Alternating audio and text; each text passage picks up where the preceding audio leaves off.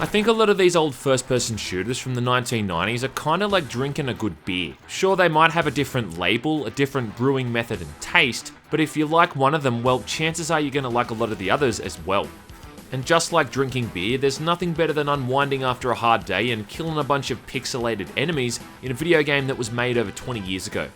And that's why people who like first-person shooters are usually pretty receptive to the genre on the whole. Two of the absolute big dogs of all time are undeniably the original Doom guy and Duke Nukem. They're kinda like the Robert De Niro and Al Pacino of the shooter genre. And just like that scene in Heat when these two titans sat across from one another, we've now got the video game equivalent of that with the awesome Doom mod called Duke It Out in Doom.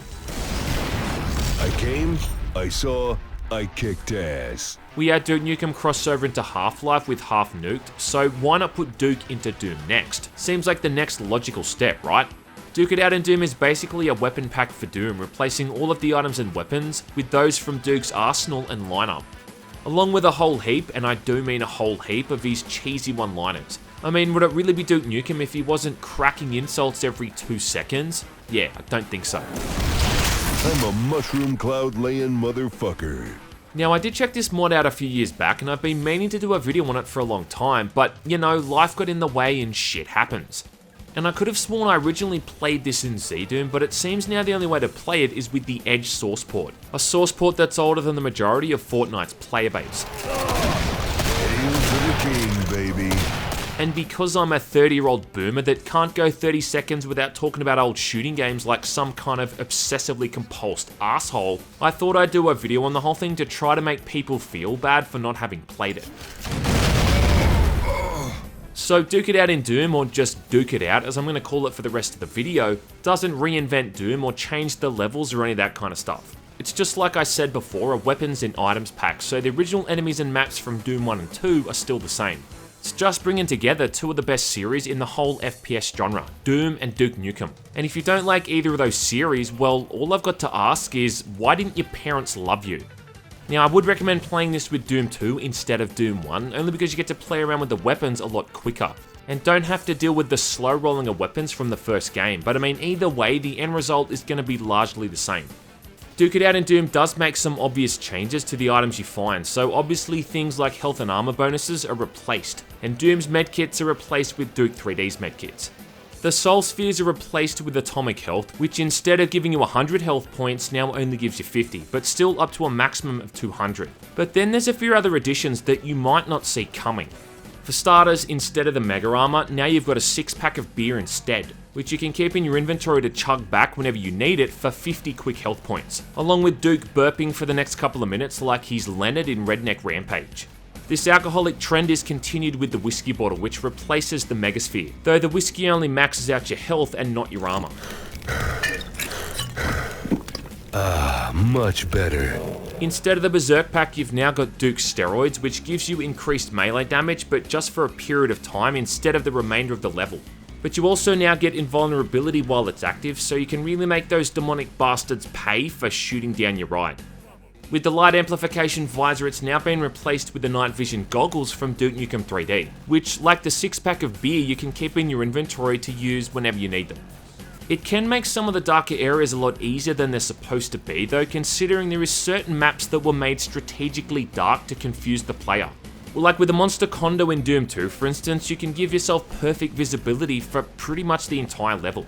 But probably the biggest change is that the invulnerability power-up is now replaced with the Devastator, which lasts for 30 seconds and has infinite ammo. Now, there are a couple of downsides to this, because there were certain maps, especially in Doom 2, where that power-up was almost necessary to get through certain sections.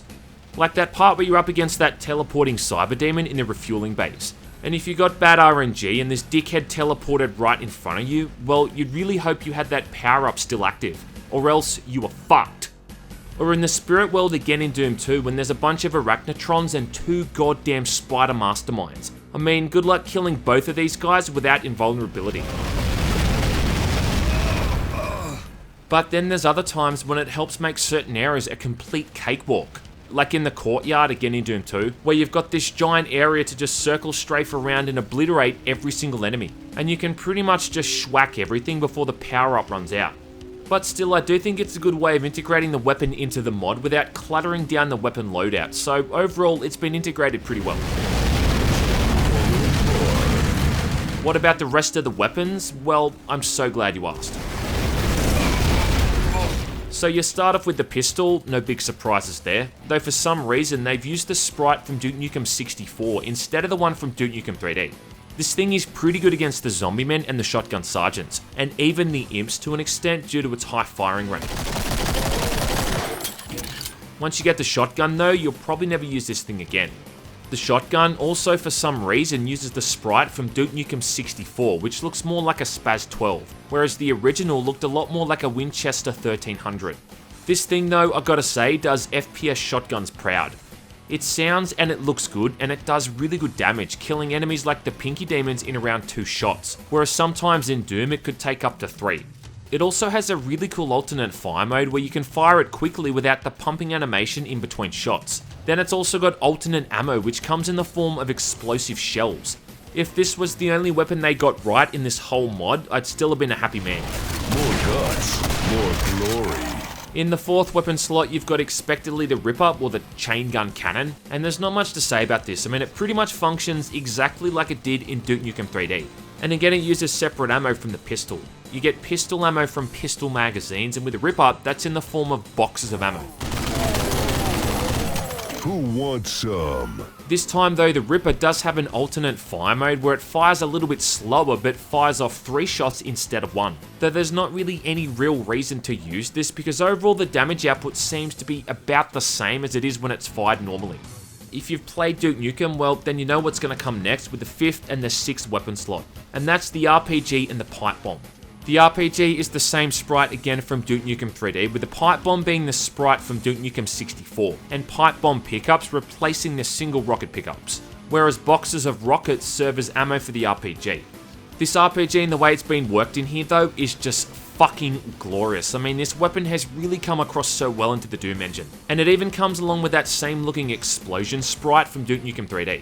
RPG ammo seems to drop a lot more frequently too. In Doom 2, enemies like the Arachnotron and the Revenant seem to drop ammo for it, and the rocket crates come with 10 rockets instead of Doom's original 5, so you never really have to hold back with this thing. It's also got a really cool alternate fire mode where it fires out 3 rockets at once in a little swirly pattern, which is good for quickly disposing of tougher demons like the Mancubus and the Archvile. This alt fire can even one-shot the Arachnotrons as well, and the less seen of those pricks, the better.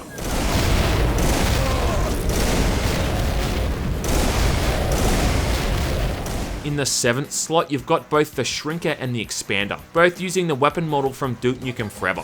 Gotta say though that I found both of these weapons were a little bit useless and only all that much fun in certain situations. I mean, the Shrinker for instance can be good against a big group of enemies like the Mancubus, the Cacodemons or the Pinky Demons, but they're usually in pretty big numbers, so trying to shrink them all down then get around to stomping on them before they go back to their normal size can just be more trouble than it's worth. The Expander is only really good against the weaker enemies, because its strength lies more in the explosive damage it does from enemies who detonate, and that's only all that good against enemies it's going to outright kill. Otherwise, you just waste far too much ammo trying to blow enemies up with this thing, that you'd pretty much do them more harm by just farting in their general direction. Just like a hot knife through butter. In the 8th weapon slot, all is redeemed with a Railgun, which I think is supposed to look like the one from Duke Nukem Forever, but it reminded me a lot more of the Railgun from Shadow Warrior. In fact, I think it's the same sprite, just slightly reworked. This thing is just awesome though, and it can even be dual wielded when you find a second one. I mean, just let that sink in for a moment. Dual wielding Railguns. Yes, it really is that awesome. Nasty. The catch with this thing though is that the projectiles move a little bit slower than you'd expect, like there's a slight delay before they hit their target, only I think as a means of balancing the weapon out, because if the projectile instantly connected with enemies it would just be outright broken. I will say though that there's something a bit odd going on with the way these guns work in this source port, and I found that they almost didn't seem to hit enemies when I had the auto aiming turned off. It's not a huge deal, but just a bit of a blemish on what's otherwise a pretty damn cool gun. Think of it as that tiny bit of cellulite on an otherwise tight and toned derriere. Now, making its return from Duke 3D is also the Freeze Thrower. Now, the Freeze Thrower is again another one of those weapons like the Shrinker that's a bit more situational, and not gonna always be that effective. With the freeze thrower, the problem is that the projectiles move pretty slowly, and it can take a fair while to freeze the tougher enemies, so it's not all that useful again when you're taking on a big bunch at once. Going around and trying to kick these guys before they unfreeze is also just kind of annoying. Though it is one of the few times in the mod where you can use Duke's Mighty Boot, which is the weapon's alternate fire, which is used so you can quickly kick frozen enemies to shatter them. Overall, this thing is just a carbon copy of how it functioned in Duke Nukem 3D, and again, I don't find it all that amazing, outside of the creativity of the weapon's design itself. Then there's the Flamethrower. Now, most people might not know this, but the Flamethrower was originally supposed to be in Duke Nukem 3D, but it got scrapped for various reasons, and they ended up using the sprite for it to create the freeze thrower instead. In Duke It Out, it basically works like the Incinerator did in the Duke 3D Anniversary World Tour Edition, lighting enemies up in what's quite obviously the same sprite from Blood, just slightly altered. Thing is though, this bad boy doesn't have the best range, which makes sense considering what it is, but it also has the downside that enemies are going to run around like complete morons when they're ignited, and if they touch you, they'll deal a fair bit of fire damage. So again, it's a very situational weapon that doesn't have all that much use outside of just being buggered around with to see how it handles. Killing is my business, and business is good. You're far better off sticking to guns like the chain gun, the shotgun, or the RPG, which are more useful across the board. Blow it out your ass. Finally, what we've got instead of the BFG is the plasma cannon. No clever acronyms or anything, just the plasma cannon, which is a weapon returning from Duke Nukem 64. Now, it still does function like the BFG in that it fires out this charged up shot that just destroys a bunch of enemies at once, but this thing is just laughably overpowered. For starters, it seems it does way more damage than the BFG. It can kill the Cyber Demon and the Spider Mastermind in 2 hits, and on top of that, its ammo count refills automatically over time, so it never runs out. With all of these weapons combined though, Duke It Out is a whole heap of fun. And even if you want to cheat from the get-go like some kind of filthy casual and play around with all of these new guns, well, you'll no doubt spend a bit of time doing that before it gets boring. I will say too that I found the mod a lot more challenging than Vanilla Doom 2. This comes a lot, I think, from the increased enemy aggression, mostly with the zombie men and the shotgun sergeants. The shotgun sergeants, as an example, can take off up to 60 health from a single hit. Yeah, shit. Another day. So when you got a bunch of these assholes together at once, it can be Ouch Town Population U pretty quickly. But it is more of a genuine challenge instead of feeling cheap or unbalanced. I mean, the hit scanners in Doom, chain gunners aside, have always been about being aware of line of sight and exploiting that to take these guys out without losing too much of your own health in the process. It's a good combination of fulfilling the power fantasy of playing as this brutal ass kicker, but also keeping the player humble, knowing that enemies can still kill you pretty easily. Damn it. One of the things I can say that might throw a few people off though is this whole Edge source port. Just in terms of the features and the customization that it offers, it lacks a lot of what something else like Z-Doom contains. Z-Doom, Z-Doom, whatever. Also, it has this really weird effect when you run, how the screen wobbles from side to side as if you're waddling like a penguin or something. Once I noticed this, I found it really hard to unnotice it. And it didn't make me sick when playing the game, but for some reason when I look back at the footage I've captured, looking at it with that weird kind of sway gave me motion sickness, and I couldn't find a way to turn this off either. As far as I could tell, this is the only way to play the mod, so you're kinda stuck with it. I could have sworn I played this in Z-Doom a few years back though, unless it was just some kind of weird Mandela effect thing. Let God sort him out. But I still think it's worth recommending to people who are looking for a new way to play Doom or Duke Nukem, while we wait for Gearbox to stop being a bunch of dickbags and give the rights of the series back to 3D Realms. It's kind of sad to think about it, but this might be the only Duke Nukem gaming experience you're really going to get anytime soon. I mean, it's not like Randy Pitchford's really foaming at the bit to revive the series. I think he's more preoccupied with Borderlands 3 and lawsuits.